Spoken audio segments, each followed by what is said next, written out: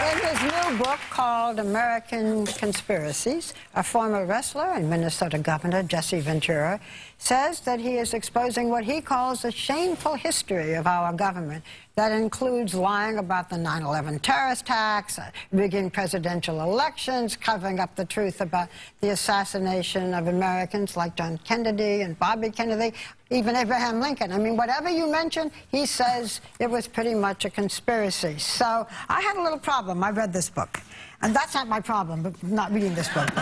So you dispute, Governor, almost every tragedy that's happened in this country, and no matter how much they have been investigated, almost every one of them you say, that's not what happened. All these people were killed, but it didn't happen that way. It's all a conspiracy. Why do you have so little faith? Well, first of all, why do I have such little faith? Yeah. Because I was lied to a while back when I was teaching at Harvard in 2004. Robert McNamara came through. And he stated unequivocally that the Gulf of Tonkin incident never happened. Well, 58,000 of my generation was killed in Vietnam. That was the incident that got us into the Vietnam War. 58,000 of my generation were killed, and probably 1 million Vietnamese killed over an event that never happened. Everything else? No, but the book's about conspiracies, so I have to do. It created a doubt in you that obviously you're using to kind of try to reevaluate what happened and maybe expose some. All right, then let's follow up with the death of Pat Tillman. Here was a legitimate hero, left the NFL to defend his country. I'm a former Special Forces soldier. Not soldier, sailor, excuse me. But I know that you can get killed by friendly fire. Why would the government lie to Tillman's family about what happened? They did it for political reasons to create more of a hero than what he didn't need to be created as a hero. He already was one. Let's talk about some of the things in your book, because what you're saying certainly makes sense. But you say that the assassination of JFK was the biggest cover-up of your lifetime, and that you have evidence. What you say was 2 bullets and not 1. It's been investigated and investigated. There was a report that just came out recently again that says it was from the 6th floor, one bullet. Why do you feel that the government has lied? The key to if you want to talk the bullets, the key is not the headshot. The key is not the magic bullet that caused 7 wounds and hit 2 people and did something no other bullet's ever done in history. The key is the bullet that missed. Because you have to assume the accuracy of the first, the second and third bullet were so perfect to hit 2 people and the president in the head that the first bullet had to be a near miss. Well, it hit the curb and injured a man named Teague. Well, if you go to that spot and take a direct parallel back to where the limousine was, it'll go right into the 2nd floor of the Daltex building. If you take it and go to the 6th floor of the depository building, the shot missed 22 feet high and 33 feet wide. So you think there were 2 with different the first floors? bullet, who the heck is going to miss like that? So, Jesse, with the conspiracy theories, why would the government lie? What would it gain for them to hide this information? Well, on all of it, when it deals with war, there are profiteers at war. There are people that make big money at war. There are corporations that want to go to war. Why would they lie about the assassination of JFK? Why would they lie about it? Yeah, why would the government lie? Well, I believe it's because John F. Kennedy he had already refused to go into Cuba. He was going to pull us out of Vietnam and not even get in there.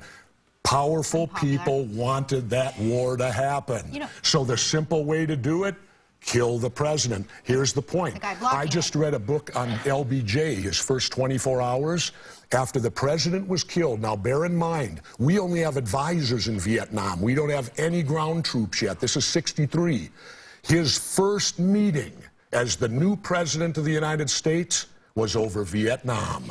Well, Jesse, can I ask you something? I completely respect how, because of your experience, you do feel as though you're betrayed and lied to. So I understand how then you look at something anew and want to kind of dig into where the truth is and where the lies are. What I have a hard time respecting, and this has come up before, is what you write about in your book, that the Bush administration, and you say, either knew about the terrorist plan of 9/11, allowed it to proceed, or they had a hand in it themselves. Building 7 as an example. You do believe that the Bush administration was behind that building coming down? It was never hit by a plane, and it fell in 7 seconds, and it was 49 stories high. And they're telling us that fire can drop a skyscraper in 7 seconds. Think of basic physics. That's as fast as the speed of gravity. No resistance. Where's the resistance? Why did it have to be the Bush administration? Because that's when it happened. But Jesse, can I say this? In terms of, why did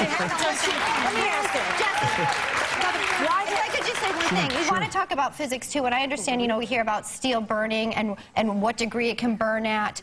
There have been, I mean, engineer after engineer from the Institute of Studying Steel who have said at 1100 degrees, okay, and fuel burns between 800 and 1500. So smack dab in the middle of there, at 1100 degrees, it's weakened by half. All right. If steel can bend, concrete around it will crack, will fall at great speed. All right. Why Now, were I mean, things these are throwing? specialists. Why were massive girders throwing 500 feet away and embedded in other buildings? Well, it can melt. The jet fuel was gone on impact. Have you ever seen a drop of fuel there after a plane hits?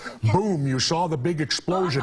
There went all the jet fuel. There was no more jet fuel. So you're saying carpet burning, Xerox stuff burning, drapery burning? You've seen the destruction down there. Can I talk about the motivation? Because you also said, by the way, say it was not a plane that went into the Pentagon, it was a missile.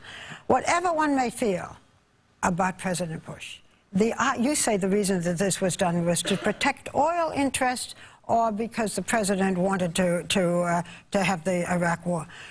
That the government would deliberately kill 3,000 people to accuse the president of this because of he's protecting oil interests. Governor, that's a terrible accusation to make. And it also paints him as a genius, which is against Joy's conspiracy that he's an idiot. Well, wait a minute. Wait a minute. Okay. First of all, I don't think he ran it. I think Cheney did, because they had the president. All right, give me an example. The president's down in the schoolroom, down in. Cheney really wanted to have the cause of death of 3,000 people? Come on. 58,000 of us were killed in Vietnam. Let's stick to this story. I'm just giving you, Barbara, another example. You're asking for examples, and I'm giving them to you. But isn't it like someone dating an abuse? About this is that even if we get the answers, even if you're right, even if the other guys are right, those people aren't coming back. No, that's true. That's the biggest drag about all of this. But the biggest drive is let's educate ourselves so it can't happen again. Why do you blame the media? You blame the media quite a bit also. Yeah. Tell us about that. Well, the media, all right, let's go back to the assassinations of the important people of the 60s, which we cover. Everyone was killed by a lone nut. Yeah, that sounds a little fishy. Nobody else, they didn't talk to anyone, they didn't conspire with them, and they were all failures at everything else in life. Right. But they were hugely successful. When you say that we need to get this out there so that we don't let it happen again, how do we know? I mean, we're putting our trust in our elected officials. How do we know? We don't. Trusting elected officials. That's an oxymoron. There you go. Exactly. But how do you not let it happen I didn't again? want to write this book. When they approached me with it, I first said, no, I don't want to do it. But then I thought for about 2 weeks on it, and I felt I have to write this book.